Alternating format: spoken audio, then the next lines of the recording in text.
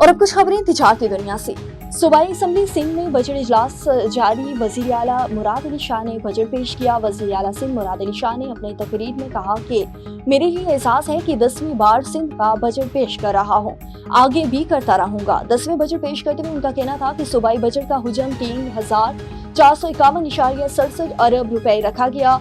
Budget Tahmina 3,056.3 अरब रुपए के मुकाबले में 12.9% से जायद है। खैबर पख्तूनख्वा का 2,119 अरब रुपए का बजट पेश कर दिया गया। तनख्वाहों में 10 और पेंशन में 7% इजाफा तजवीज किया गया।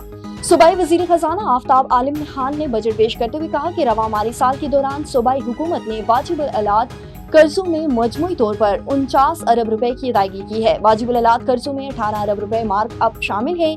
आफ्ताब आलम ने कहा कि गुज़श्ता खैबर पख्तूनख्वा हुकूमत का मालियाती बजट 100 अरब रुपए सरप्लस था।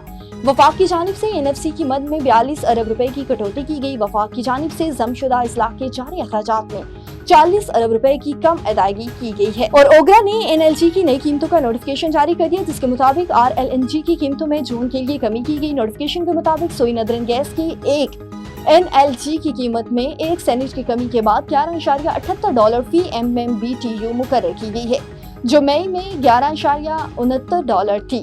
इसी तरह सुई सदरन गैस के लिए भी कीमत 1 सेंट से कम कर दी गई है, $10.85 बी फी MMBTU कर दी गई है, जो मई में $10.86 फी MMBTU थी।